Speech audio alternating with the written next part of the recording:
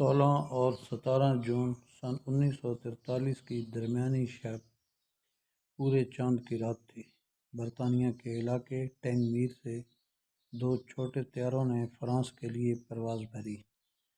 ان طیاروں نے انتہائی تاریکی میں ٹیک آف کیا اور ان کے پائلٹ اتنی عجلت میں تھے کہ انہوں نے اپنے گھٹنے پر رکھے نقشے پر نظر ڈالنے کے لیے ٹارچ تک کا استعمال نہ کیا۔ ان طیاروں میں نہ تو کوئی بم تھا اور نہ ہی یہ دشمن کے علاقے کی جاسوسی کے لیے نکلے تھے، بلکہ ان کا کام جرمنی کے زیر قبضہ علاقوں میں وائرلیس ٹرانسمیٹر اور جاسوسوں کو پہنچانا تھا۔ ان جاسوسوں میں سے ایک نور عنایت خان بھی تھی، جو ماسکو میں پیدا ہوئی۔ وہ انڈین نیاد تھی۔ ان طیاروں کی زیادہ سے زیادہ رفتار 212 میل فی گھنٹہ تھی۔ برطانیہ میں اپنے خفیہ ٹھکانے سے اڑان بھرنے کے بعد یہ طیارے رات کی تاریکی میں 1.5 گھنٹہ سفر کر کے فرانس کے کھیتوں میں اترے۔ یہ طیارے اپنے ساتھ اضافی ایندھن کے ٹینک بھی لے گئے تھے، جس کی وجہ سے وہ 1150 میل طویل سفر کر سکتے تھے۔ ان طیاروں کے اوپری حصے اور پروں کو اس طرح پینٹ کیا گیا تھا کہ رات کے اندھیرے میں ان طیاروں کو دیکھنا بہت مشکل تھا۔ یہ طیارے انگلینڈ کے بہترین پائلٹ اڑایا کرتے تھے۔ نور عنایت خان کی سوانح عمری کو کوڈ نیم میڈلین، اے صوفی اسپائی ان نازی آکوپائڈ پیرس کے مصنف آرتھر جے میگڈا لکھتے ہیں کہ اس رات طیارے کو اڑانے والے پائلٹ فرینک ریملز کی نظر جب خوش شکل، گندمی رنگت اور فرانسیسی زبان بولنے والی نور پر پڑی تو انہوں نے سوچا کہ ایک ایسی نوجوان خاتون کو فرانس کیوں بھیجا جا رہا ہے جو نظروں میں آئے بغیر نہیں رہ سکتی۔ وہ لکھتے ہیں کہ جاسوسوں کے بارے میں عام یہ خیال تھا کہ وہ جتنے سادہ شکل ہوں اتنی آسانی سے لوگوں سے گھل مل جاتے ہیں۔ بہترین جاسوسوں کی خاصیت یہ تھی کہ وہ لوگوں کی توجہ اپنی طرف مبذول نہیں کرواتے، لیکن نور عنایت خان اس کے بالکل برعکس تھی۔ ان پر نظر پڑتی کوئی انہیں نظر انداز نہیں کر سکتا تھا۔ ان کے ساتھ تربیت حاصل کرنے والے ایک جاسوس نے کہا تھا کہ نور کو دیکھنے کے بعد انہیں کوئی نہیں بھول سکتا تھا۔ نور عنایت کے والد ایک صوفی مبلغ تھے، جبکہ ان کی والدہ ایک امریکی خاتون تھیں۔ نور عنایت خان 1 جنوری سن 1914 کو سوویت یونین کے دارالحکومت ماسکو میں پیدا ہوئی۔ ان کے والد ہندوستانی تھے جن کا نام حضرت عنایت خان تھا۔ وہ ایک صوفی مبلغ تھے۔ ان کی والدہ امریکی نژاد ارے بیکر تھی، جنہوں نے اپنا نام بدل کر امینہ شاردا بیگم رکھ لیا تھا۔ نور کا تعلق میسور کے بادشاہ ٹیپو سلطان کی اولاد سے تھا۔ نور عنایت کی ایک سوانح عمری سپاہی پرنس دی لائف آف نور عنایت خان کی مصنفہ شرابنی باسو کہتی ہیں کہ نور ایک دبلی پتلی اور خوبصورت لڑکی تھی۔ ان کا قد صرف 5 فٹ 3 انچ تھا۔ انہیں موسیقی کا بہت شوق تھا۔ ان کے ایک بھائی کا نام ولایت خان تھا، جنہیں وہ بھائی جان کہہ کر پکارتی تھی۔ اگرچہ نور کی والدہ امریکی تھیں، لیکن نور کی پرورش ہندوستانی ماحول میں ہوئی۔ عنایت خان اپنے بھائیوں سے ہندی میں بات کرتے تھے، اس لیے اس کے دونوں بچے ہندی اور اردو سمجھتے تھے۔ نور کے جاسوسی کے پیشے کی طرف راغب ہونے کی وجہ سے ان کے بھائی ولایت خان تھے، جو رائل ایئر فورس میں نوکری کرتے تھے۔ انہی دنوں خواتین کی معاون فضائیہ کا قیام عمل میں آیا تاکہ وہاں ایسی خواتین کی معاون فضائیہ کا قیام ہو جن کے گھر کے مرد جنگ میدان میں جا کر اپنے فرائض سر انجام دیتے ہیں۔ چنانچہ اس پروگرام کے تحت ہزاروں خواتین کو ٹیلی فون اور ٹیلی پرنٹر آپریٹر کے طور پر فضائیہ میں نوکریاں دی گئیں۔ نور کو 19 نومبر 1940 کو year craft women 2nd class کی نوکری مل گئی۔ نوکری ملنے کی ایک بڑی وجہ یہ تھی کہ وہ روانی سے فرانسیسی بول سکتی تھی۔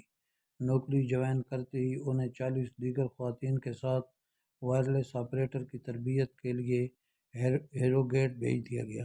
بعد ازاں انہوں نے ایڈنبرا میں وائرلیس ٹیلی گرافک کی تربیت بھی لی۔ اس دوران وہ ہندوستان میں جاری آزادی کی جدوجہد کو بہت قریب سے دیکھ رہی تھی۔ باسو لکھتی ہیں کہ نور کا خیال تھا کہ ہندوستان کے سیاسی رہنماؤں کو ایسے وقت میں اپنی آزادی پر اصرار نہیں کرنا چاہیے جبکہ برطانیہ ساری توجہ لڑائی پر مرکوز کر رہا ہے۔ نور کا خیال تھا کہ اگر ہندوستان میں بسنے والے لوگ برطانیہ کا ساتھ دیں اور انہیں جنگ میں بہادری کے عوض تمغے ملیں تو انگریزوں کا اعتماد ان پر بڑھ جائے گا۔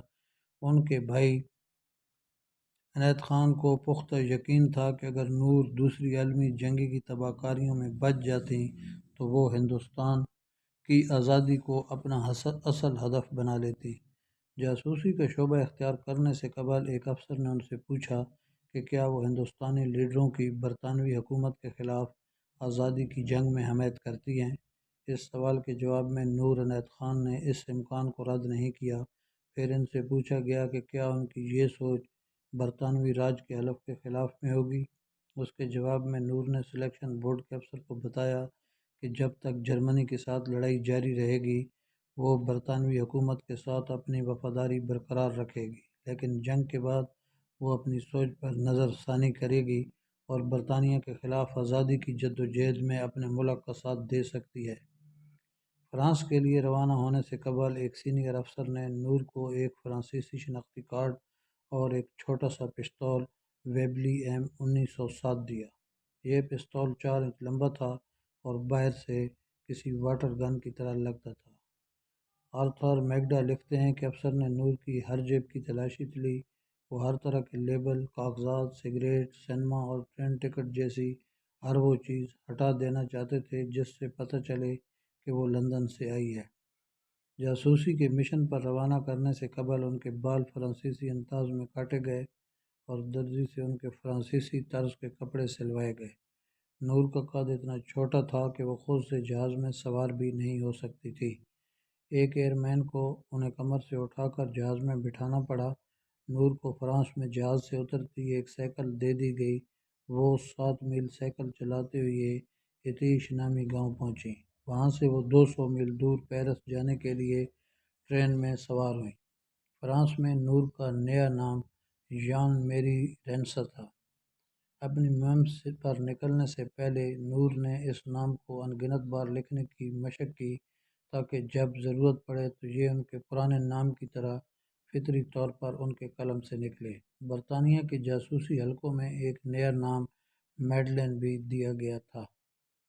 نور کے فرانس پہنچنے کے چند دن میں نازیوں نے نور کے نیٹ ورک کے لگ بھگ تمام جاسوس ایجنٹوں کو گرفتار کر لیا۔ اگلے چند ماہ کے دوران نور فرانس میں واحد برطانوی ایجنٹ رہ گئی۔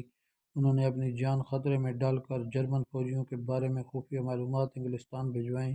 وہ فرانسیسی ریزیڈنٹ موومنٹ کی سرگرمیوں کی مکمل خبریں برطانوی جاسوسوں کے قاصد کا کام بھی کرتی تھی۔ آرتھر میگڈا لکھتے ہیں کہ خفیہ سیل سینما کے لیے کام کرتے ہوئے نور ہر اتوار کو صبح 9:05 لندن پیغام بھیجتی تھی۔ بدھ کو پیغامات بھیجنے کا وقت 2:10 ہوتا تھا، جبکہ لندن سے انہیں ہر روز صبح 6 بجے اور دوپہر 1 بجے پیغامات بھیجے جاتے تھے۔ وہ اپنے فلیٹ کا دروازہ اس وقت کھولتی تھیں جب آنے والا انہیں کوڈ ورڈ سے پوچھتا، کیا میں اورا کی بیٹی ژان میری سے مل سکتا ہوں؟ نور جب فرانس پہنچی تو اپنا ٹرانسمیٹر اپنے ساتھ نہیں لے جا سکی۔ 21 جون کو BBC نے اپنی نشریات میں کوڈ لینگویج میں کمشنر بیکمز بروکر کا پیغام دیا۔ اس کا مطلب تھا کہ اس رات 2 ریڈیو سیٹ اور نور کا سوٹ کیس پیراشوٹ کے ذریعے کھیتوں میں گرایا جائے گا۔ نور اس جگہ پہنچ گئی جہاں ان چیزوں کو پیراشوٹ کے ذریعے گرایا جانا تھا۔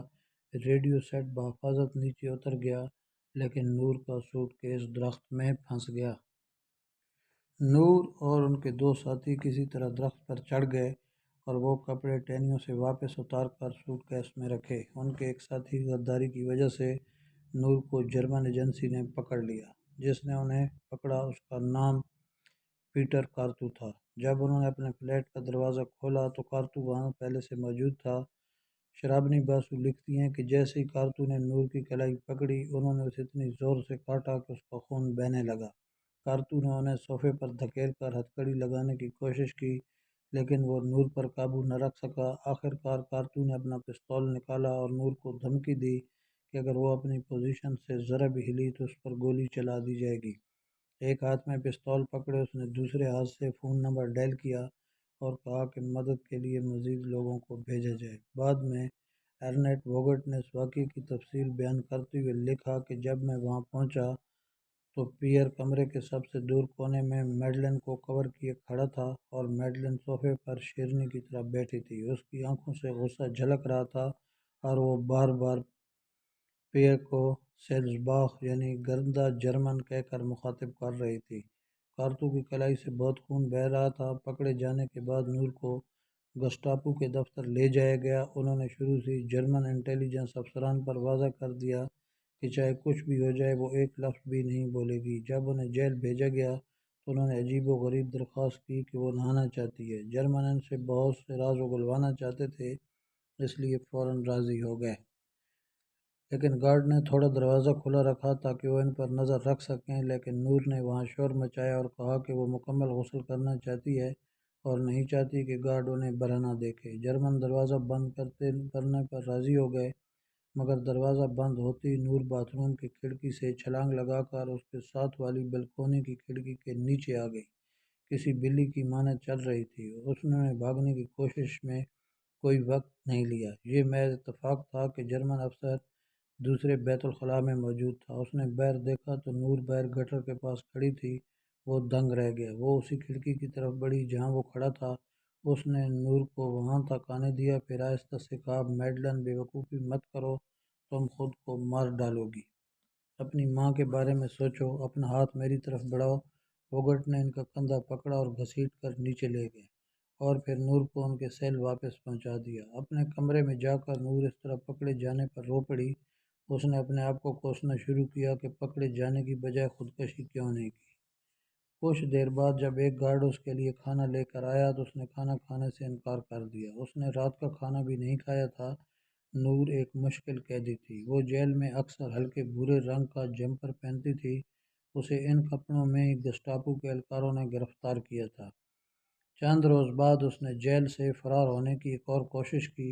وہ جیل کی چھت پر بھی پہنچ گئی تھی، لیکن یہ اس کی بدقسمتی تھی کہ اس وقت برطانوی طیاروں نے اس علاقے پر فضائی حملہ کر دیا۔ حملے کا زور ختم ہونے کے بعد اہلکاروں نے جب اس کے کمرے کی تلاشی لی تو نور ان کو وہاں پر نہ ملی۔ اس کو دوبارہ پکڑ لیا گیا۔ نور کو فرانس سے جرمنی جلاوطن کر دیا گیا۔ برلن کی براہ راست ہدایت کے بعد نور کو خطرناک ترین قیدیوں میں شامل کیا گیا۔ جرمنی کی پوزیم جیل میں نور کے ہاتھ پاؤں بیڑیوں سے بندھے ہوئے تھے۔ ایک تیسری زنجیر سے ان کے ہاتھ پاؤں کو جوڑ دیا گیا۔ وہ نہ سیدھی ہو سکتی تھی اور نہ بیٹھ سکتی تھی۔ ان لوگوں نے انہیں تقریباً بھوکا رکھا۔ اسے کھانے کے لیے صرف آلو کے چھلکے اور گوبھی کا سوپ دیا گیا۔ گسٹاپو نے انہیں ایک لمحہ کے لیے بھی سکون سے نہ بیٹھنے دیا۔ وہ اس سے سوال پوچھتے کہ اپنے ساتھیوں کے نام بتاؤ، لیکن نور نے ایک لفظ بھی نہ کہا۔ انہیں قید تنہائی میں رکھا گیا۔ وہ نہ کھا سکتی تھی اور نہ خود کو صاف رکھ سکتی تھی۔ یہ کام ایک اور خاتون کیا کرتی تھی جسے نور سے ایک لفظ بھی نہ بولنے کی ہدایت کی گئی۔ جیل کی کوٹڑی میں نور کو دن اور رات کا کوئی اندازہ نہیں تھا۔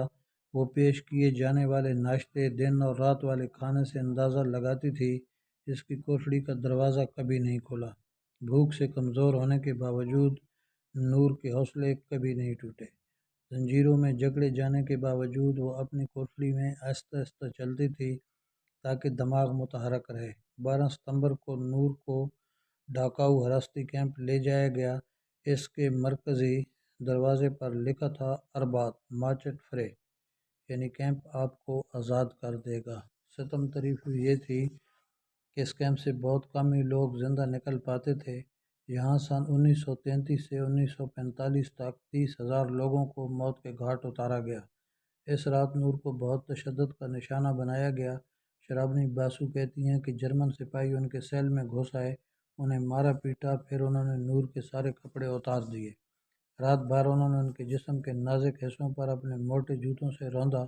پھر ایک سپاہی نے انہیں گھٹنے کے بل بیٹھنے کو کہا اور اپنی پستول پوائنٹ بلینک رینج سے ان کے سر کے پچھلے حصے پر گولی چلا دی۔ نور عنایت خان کے مرنے سے پہلے آخری الفاظ لبرتے تھے، جس کا مطلب آزادی تھا۔ اس وقت ان کی عمر صرف 30 سال تھی۔ اس کے بعد ان کی لاش کو کھینچ کر بھٹی میں پھینک دیا۔ چند منٹ بعد عینی شاہدین نے بھٹی کی چمنیوں سے دھواں اٹھتے دیکھا۔ انگلینڈ میں اس رات ان کی والدہ اور بھائی کو ایک ہی خواب آیا، جس میں انہوں نے دیکھا کہ نور یونیفارم میں پہنے کھڑی تھی اور ان کے چاروں طرف نیلی روشنی تھی اور وہ انہیں بتا رہی تھی کہ اب وہ آزاد ہیں۔ نور کو سن 1949 میں برطانیہ کا سب سے بڑا اعزاز جارج کراس دیا گیا۔ فرانس نے انہیں اپنے اعلیٰ ترین شہری اعزاز سے نوازا۔ فرانسیسی حکومت نے پیرس میں ان کے گھر فضل منزل کے باہر تختی لگوائی۔ ہر سال باسٹل ڈے پر ایک فرانسیسی فوجی بینڈ ان کے اعزاز میں ایک دھن بجاتا ہے۔